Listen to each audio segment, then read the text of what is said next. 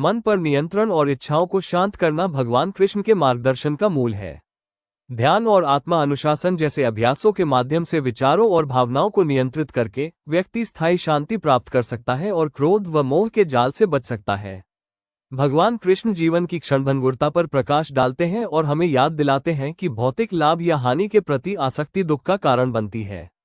अनित्यता को अपनाने से अनुकूलनशीलता आती है और निराशाओं या असफलताओं का प्रभाव कम होता है। सभी प्राणियों में ईश्वरीय उपस्थिति को पहचानना और सभी के साथ दया और निष्पक्षता का व्यवहार करना भगवान कृष्ण के विश्व दृष्टिकोण का मूल है।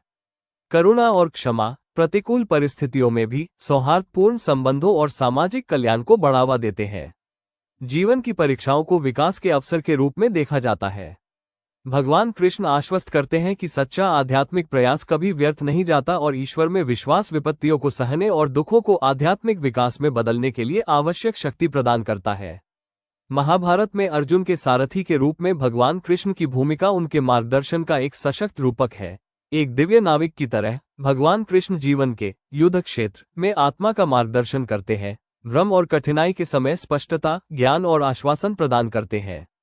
उनकी शिक्षाएं व्यवहारिक है, बेहतर मानसिक स्वास्थ्य, बेहतर रिश्तों और सांसारिक तथा आध्यात्मिक लक्ष्यों के प्रति संतुलित दृष्टिकोण के लिए इन्हें लागू करें।